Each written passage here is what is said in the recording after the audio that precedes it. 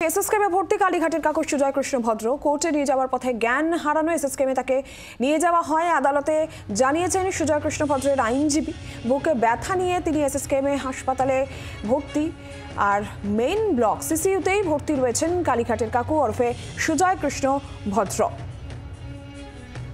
আর তার চিকিৎসা ইতিমধ্যেই মেডিকেল বোর্ড গড়ার সিদ্ধান্তও নিয়েছে হাসপাতাল কর্তৃপক্ষ।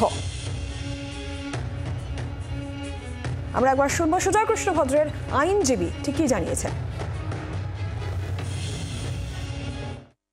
আজকে আমার ক্লায়েন্ট সুজয় কৃষ্ণ ভদ্র সকালবেলা অসুস্থ হয়ে পড়েন, তাই জন্য প্রেসিডেন্সি জেল থেকে ওনাকে এসএসকেমে ট্রান্সফার করা হয়। তো সেই বিষয়ে আমরা হাইকোর্টকে জানালাম যে অলরেডি হাইকোর্ট অনেক আগে ওনাকে পারমিশন দেওয়া হয়েছিল যে বাইপাস ওপেন হার্ট বাইপাস সার্জারিটা ওনার যাতে বিএম বিল্লাতে হয়।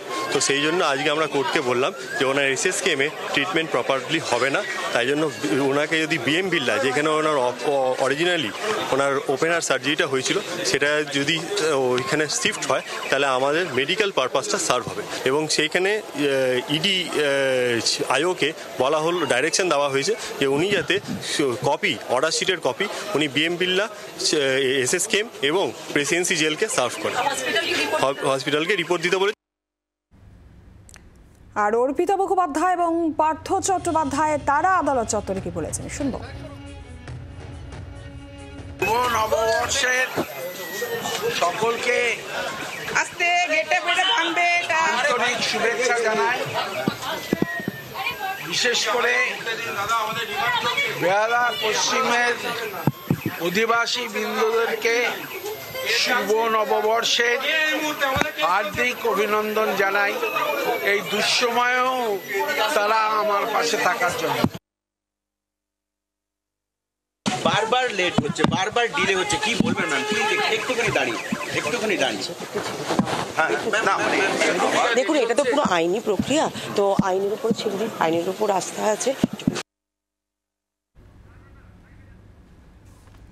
আর এই মুহূর্তে সরাসরি সৌমেন ভট্টাচার্য আমাদের প্রতিনিধি রয়েছেন আমাদের সঙ্গে। সৌমেন, সর্বশেষ ঠিক কি খবর পাওয়া যায় যে সুজয় কৃষ্ণ ভদ্র এসএসকেমে চিকিৎসাধীন, মেডিকেল বোর্ড গঠন করা হচ্ছে, তার চিকিৎসার জন্য চার্জ গঠন হলো না, সব মিলিয়ে এই মুহূর্তে আর কি জানা যাচ্ছে?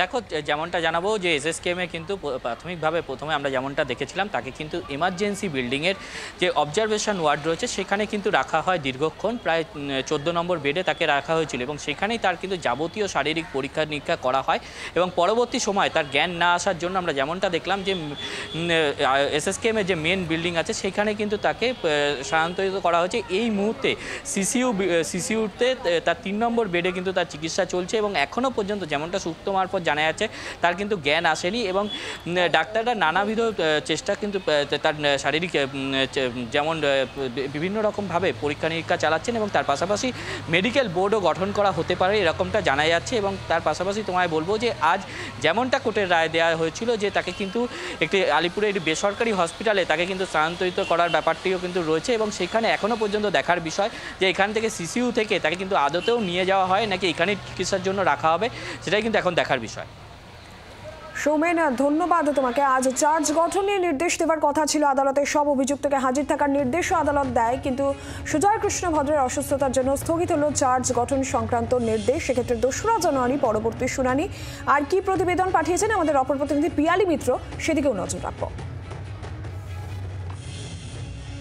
প্রাথমিকের নিয়োগ মামলার ইডি যে মামলা তদন্ত করছে সেই মামলায় যে অভিযুক্তরা ডিসচার্জের জন্য আবেদন করেছিলেন তাদেরকে মামলা থেকে অব্যাহতি দেওয়া হবে নাকি প্রত্যেকের বিরুদ্ধে চার্জ গঠন হবে সেই বিষয় নিয়ে ইডির বিশেষ আদালতে আজ সিদ্ধান্ত বা নির্দেশ দেওয়ার কথা ছিল, কিন্তু তা সত্ত্বেও আজ সেই সিদ্ধান্ত নেওয়া গেল না এবং আদালত জানিয়ে দিল যে এই কনসিডারেশন অফ চার্জ সেটার আপাতত স্থগিত থাকছে। তার কারণ সুজয় কৃষ্ণ ভদ্র তিনি অসুস্থ, তিনি হাসপাতালে ভর্তি।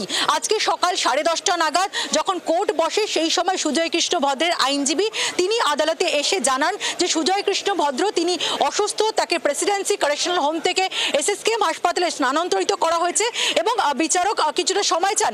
এর পরবর্তী সময় তার আইনজীবী আবার এসে জানায় যে এই মুহূর্তে তার যে শারীরিক অবস্থা রয়েছে তাকে এসএসকেএম হাসপাতাল থেকে এর আগে কলকাতা হাইকোর্টের নির্দেশ মতো যেখানে তার বাইপাস সার্জারি হয়েছিল সেই বেসরকারি হাসপাতালে তাকে অপারেশনের জন্য নিয়ে যাওয়ার অনুমতি দিক আদালত।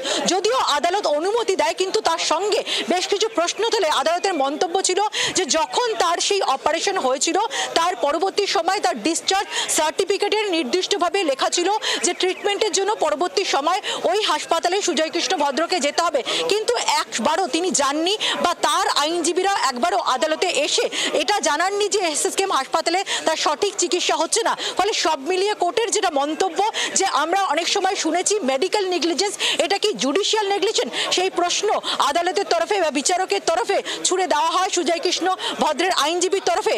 আজকে 54 জন অভিযুক্তের মধ্যে প্রায় সকল অভিযুক্তই উপস্থিত ছিলেন, বা 2 জন মাত্র অভিযুক্ত তারা হাজির ছিলেন না, এবং যে সমস্ত কোম্পানির তরফে যারা রিপ্রেজেন্ট করছেন তারাও সকালে ছিলেন। কিন্তু সুজয় কৃষ্ণ ভদ্র যেহেতু অসুস্থ এবং এখনো পর্যন্ত এটা নিশ্চিত নয় যে তিনি কবে সুস্থ হবেন, সেই কারণেই চার্জ গঠন করা যাচ্ছে না, এবং চার্জ গঠন যে বিষয়টা বা নির্দেশটা সেটা আপাতত স্থগিত রাখা হচ্ছে বলেই আদালত জানিয়ে দেয়।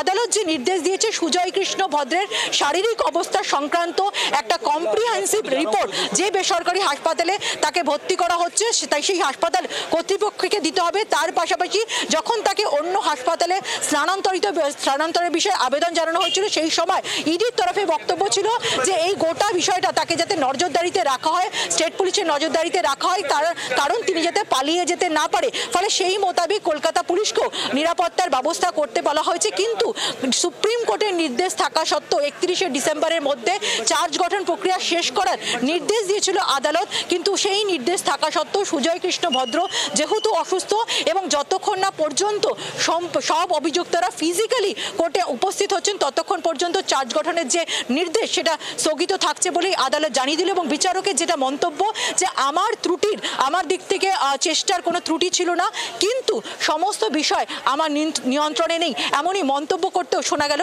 বিচারককে। ক্যামেরা পার্সন প্রশান্তের সঙ্গে পিয়ালি মিত্র, জি24 ঘন্টা, কলকাতা।